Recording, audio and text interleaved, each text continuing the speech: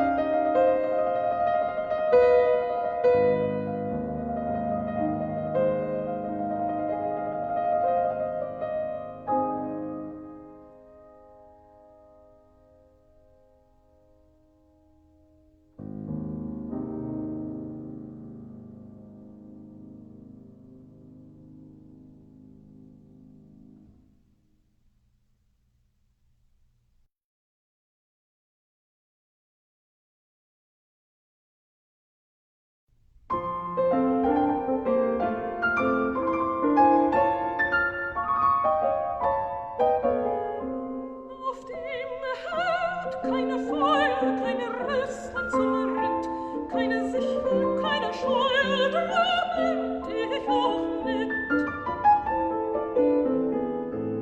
Der Fink sitzt im Flieder, die schwarzbärisch wild, und der Spielmann und die Lehrer, die wachsen beide wild.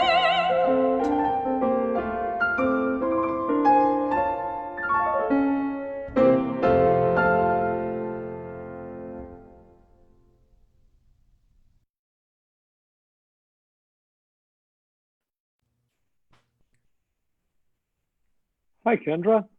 Hi, Ryan. It's Laura, great get to on see the, you. get on the thing. We were waiting for Laura Ward, your esteemed pianist. Laura, are you there? Yes, yes, yes. Here she comes. Hi. You go, girl. Hi. All those notes. You go, girl. You go, girl. Welcome to Kendra Colton and Laura Ward. Great to have you both here. I just met Laura about, 20 minutes ago. It's exciting to have you on.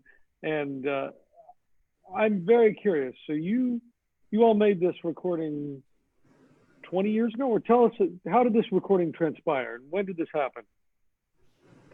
So in 1999, I think is when we did this, right, Laura? Yeah.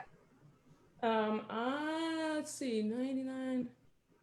I don't know how long. I had been in Boston for a few years, and I'd always had in the back of my mind, I studied these songs at Tanglewood, some of them, not all of them. I studied about 4 of them at Tanglewood, sang them on a program there. Then I went off to Switzerland, and I studied most of this volume of songs, and did them on a recital there. And I just thought, I told my dad, I remember telling him, I said, Dad, I want to make a recording of these songs. He said, nobody's recorded them. He said, well, okay.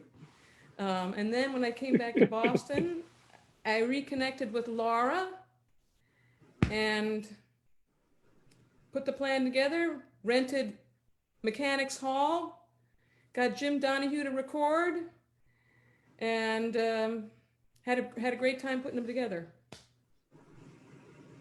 And now they're just coming out though, right? Or tell us about this release and why the delay. So this release is Laura's brainchild. I get to talk now. So we did this 20 years ago, and it was an incredible recording then. And I started listening to this a couple of years ago because I have a song series in Philadelphia called Lyric Fest. We've done a couple of recordings of music that we've commissioned in a studio, which is great, and it's fantastic. But I've been looking for this magic sound that I knew existed. And I started listening to Kendra's on my CD, and I thought, oh my God, this acoustic is exquisite. And I called Kendra and I said, why did we never put this on a label? And I mean, that was 20 years ago, and it would have cost a lot of money. And I don't even remember all the reasons. It was probably public domain situations and stuff like that. So I said, well, we're going to do it. So I called Susan Bush at Albany Records, and she said, yeah, we'll take it. And here we go. It's going to be released September 1st. I'm so excited. Yes. They're fantastic songs. And I have to admit, I did not know a note of Joseph Marx until you introduced me to him, Kendra. Wow. I knew of him, and it's changed. It's changed my way of thinking. It's changed my way of thinking at art song literature. He strikes me as this odd combination of, I don't know, Debussy, Max Reger, Scriabin, Hugo Wolf, Mahler. Can you tell us a little bit about him? He's a Viennese. He's an Austrian composer. Grew up in Graz. His parents weren't wild about him becoming a musician, like a lot of famous composers. Their parents don't want them to go into music. He said, "Forget that. I'm going into music." After he got a doctorate in philosophy and whatever else he was studying. moved to Vienna, and most of the songs he's written some. I think it's 152 songs. I think was what I read somewhere, and most of those he wrote between 1908 and 1912. Is that right, Laura? Yeah. 1906, 1906, 1913, so in that range. in that area.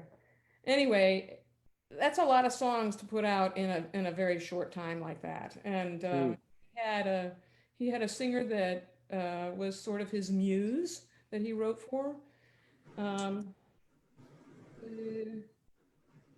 but he was very famous and very well regarded among other composers. I mean, what I just recently read was that his friends consisted friends and admirers are Shostakovich, Puccini, Schoenberg, Kodai, Ravel, the conductor Furtwängler, Eugene Ormandy, conductor Karl Böhm, Richard Strauss, Franz Lehar, Respighi, Berg, Khachaturian, Korngold. He's a famous dude, and he disappeared off the face of the map somehow. I'm on a Zoom on Facebook Live. I know. So anyway, part of it was he really was adamant about composing tonal music, and this is a time when the atonal craze was hitting the scene, and he didn't want to have anything to do with that. He was firmly in the tonal school of things, and so you'll hear romanticism pushed to the extreme in its harmonic language, but he definitely liked having a melody. He wanted to have a melody in his songs, and singing the songs is a complete rush because almost every song has a peaking note, a big high note somewhere in the song. What about for you, Laura? What's it like for you to play? Well, I mean, for me to play, it is the most rewarding music to practice because it's beautifully written for the piano and it's so much fun and it's joyful to learn. And I was thinking today about the way Kendra sings these songs and what it's like to play for someone like Kendra. And, she's got the ultimate in German legato. Okay, that's not an easy thing to pull off. Her phrasing is beautiful. She's got this gorgeous, rich voice. And then her high notes, these climaxes, they make my stomach turn a joyful backflip. I don't even know how to describe it. It's just like, whoa, it just goes right deep inside of me every time. Okay, now back at you, because all I'm doing is riding the wave that you're providing. That's all I'm doing. I'm riding the wave. Well, anyway, Kendra. So back to the piano parts, if I can just chime in here, and I think you're going to show us an example as well, but we had a question that came in that said, this particular individual wants to know if Joseph Marx himself could actually play these songs, because the piano parts are fiendishly difficult, and they, on the page, are even more difficult than what they sound. And I think, Kendra, that might be a good pivot to some musical examples you're going to show us. I scanned a couple of pages from the music that I have. Okay, look at this. Look at this mess. First of all, we've got 4/4 and 6/8 time. I mean, what does that mean? So I think, wait a second, 6/8, 4/4, and 8/8. All I know is that I was going to look for Laura at the beginning of the bar and at the middle of the bar, and whatever happened in between. And this was all this, the arpeggiation just sounds like waterfall. Actually, at the postlude of this song makes me think of Esther Williams coming out of the water. Anyway, the figuring out how to make this line up, if you try and be real exact about it, it's not going to work. You have to go for the larger gesture, and then it works. You get the knit and grit. And then we have another example. This is going to be something from a song that's coming up. All right, let's see. Can you scroll down? Okay, let's wait. No, scroll down. Scroll down a little more. All right, just look at the left hand here on the third staff. Look at these chords that she's playing. And then go down scroll down a little bit more. Can you scroll down a little more or not? And no, that's the end. Oh, okay. Anyway, there we go. No, it was there. All right, well, we can look at the bottom line. Look at the left hand and what it's got to play. You have to have monster hands. Play this music. And that's not even taking into account how fast it's going by. And it's just this particular song. This is from Pierrot that you're going to hear shortly. You got to listen for all the nuance and character that Laura puts into this that brings the character of Pierrot to life. It's quite astounding what she does on the piano. Now, before we go on to this next set, Kendra, you've sort of grouped these songs into different sets. Can you tell us just briefly what the first set was about, and then this second set? They all have a different character to them. So the first group of songs I chose so that you could have a sort of a general feel for what his music is like, because we've got these really arching long phrases that have these big climactic things. And then the Nocturne's a little bit of a longer song, and then he also achieves the same thing in a 54-second song, which was the last song that you heard. So he can write long songs, he can write short little miniatures. The group that's coming up is a group of songs that have characters and character to them. I hope you'll follow the text along closely, because Der bescheidene Schäfer, which I can't remember which one that is, but the last one. The poor guy. He doesn't know what to do with himself. He's so nervous around the person that he loves that he just ends up having to leave because he can't take it. That's a great intro. Let's hear these songs, shall we?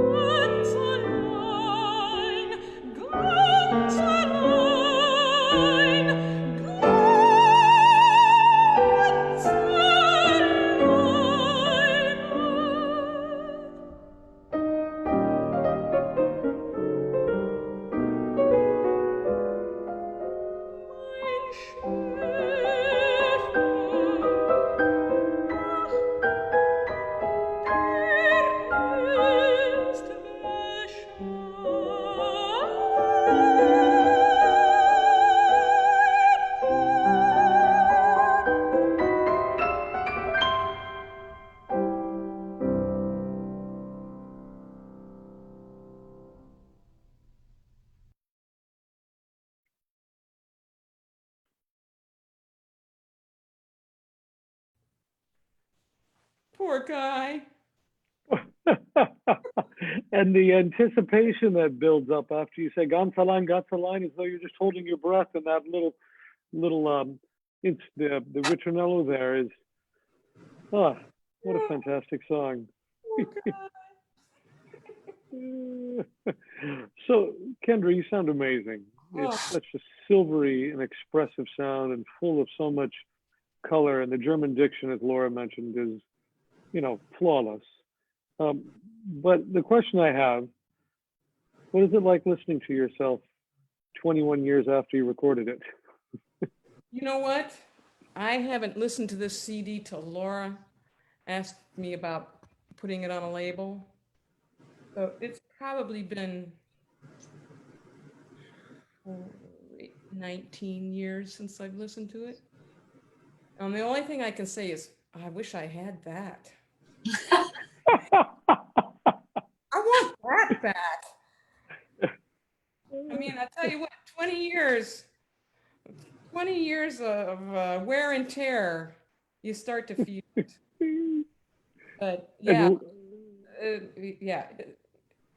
things are different now. I don't know that I suck yet, but they're different. Oh, far from it. Do you still sing these pieces? I do not. No. But I have students who love these songs. They come, oh, can I sing no. Yeah, Hat dich die Liebe berührt. It's a humongous song, and they just swoon over that thing. It's not one of our selections tonight, so you're gonna have to get the CDs. Ah. Yeah, the CD's got 25 songs on it, and you're only hearing a few of them tonight. Mhm. And frankly, trying to choose which ones to feature was very hard. But students at Oberlin love these songs. They can't wait to have permission to sing them. They ask about these probably more than singing Strauss. Incredible. Huh. And now, Laura, tell us, what are the challenges of playing this music? Because it's quite involved, and it's almost like it's a solo piano piece with vocal accompaniment in some ways. Well, I have to be honest. Like that nocturne that you saw with all the arpeggios and everything. Okay, that looks really crazy on the page, but it actually lays beautifully under the hands, as does all of his music. It just takes the time. You just have to take the time to learn it. And once you,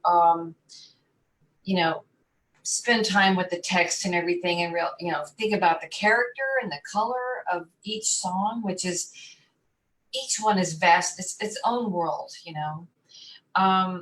It's not, for me, that's just like a blast. I can't even say it's hard. The hardest thing I've ever done in my life was this Volpe oboe and piano sonata, and I don't even remember the guy's first name, but that was hard. This is fun. Yes, it's a lot of work. Yes, I had to practice a lot, but wow, what the payoff is incredible, really. Yeah. And I mean, even if I picked up the score now and I could just sit at my piano and play, it is just very rewarding. This music is. I don't even know how to say it. I just adore his music. Mm-hmm. So playing it, practicing it, yeah, you practice, you figure it out. You figure out because you know that he was a pianist. Somehow it's going to lay under your hands. You just have to figure it out and then spend the hours and then just jump in. It sounds easy the way you do it too, and like you're having fun. I am. How did the two of you all come to meet and collaborate together? Go for it, Laura. All right. Well, Kendra and I met at the at Cincinnati Conservatory of Music, and she was getting a degree in piano and singing, and I was doing a degree in piano accompanying. So we were somehow put together right at the very beginning of our time together, our time at CCM. And so the thing that stands out to me about Kendra is that whenever we would get together to look at music, which she could play everything, of course, we would get in a room and I would be sight reading, mind you, and she would be standing behind me. And as soon as I started to miss notes, she would point them out. So we had an interesting relationship. And I was like, can you just get the F away from me right now? I am just sight reading and you already know all this, okay? But you know what? We had a really wonderful time. And one time we played a joke on one of our classes. We were doing a German lieder class with all these opera singers and pianists. And Kendra and I decided it would be fun for us to switch roles. And so we did a song, Frühlingslied of Schubert, which was 3 verses, 2 pages long. And Kendra coached me. And I was doing pretty well, I think, Kendra, wasn't I? Totally. And then as soon as we got into the class in front of all these opera singers, and I started talking about this unknown Schubert song and what a gem it was and everything. And I said, and now I'm going to sing it. And everyone in the class froze. Their eyes got really big. And I started singing and my voice shook for the entire 3 verses. I could not get my breath. I couldn't do anything that Kendra had coached me. And I just grew, my appreciation for what singers do grew immensely in that experience. So that's a little bit of our background. Her trauma was not nearly as bad as she's making it out to be. You were the sweetest little sound, and you never heard a room full of singers shut up. Like usually everybody, there's always somebody chit-chatting or whatever, but she got up oh yeah, paid attention to her. They were very quiet on that. It's a morsel. Oh, that's a great story. Well, I can assure you, Laura, nothing has changed in working with Kendra. She still tells people how to play. Oh. And we adore her for it. So, Kendra, can you tell us about this next set of songs? Stuff. But I've learned, Laura, just so you know, I've learned to let the pianist have a pass before I open my mouth. That's probably a good idea. All right, Kendra, what are we going to hear next? Our final set. Oh, we're going to hear a couple of songs, and you've been hearing this already in the other songs, but these songs, listen to the harmonies. These are very voluptuous, sensuous, gorgeous. Yeah, shut your eyes. Well, no, you need to watch the words. Change my mind. After we hear these songs, we'll come back, and if there are more questions, any questions you have for Kendra or Laura, please chime in. And also, there might be something else after this. We'll see. So 2 more hedonistic, sensual Marx songs.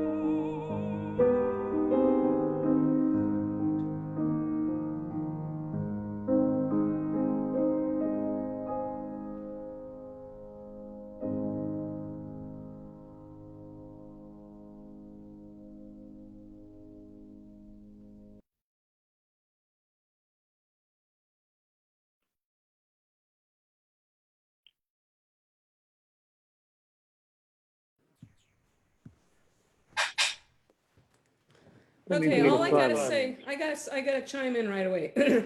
I have been very blessed in my musical career for having fabulous pianists to sing with. And I count Laura right up there with anybody who is out there doing it at the highest levels. Well said. I'd agree. It's outstanding, Laura. Your attention to Kendra's phrasing and the way you are pushing and pulling and sometimes supporting, sometimes sort of, prodding her along. It's and you guys are so much in sync. It's really a pleasure to hear. I wrote to Kendra after I listened to this recording, and I said that Laura's a revelation. Wow. It's just outstanding, Laura. Thank you. It's a pleasure to meet you and a pleasure to get to hear your artistry. Thank you. It's my joy. In addition to saying thank you and saying good night to everybody, I've asked Kendra if she could provide a little encore play out for us.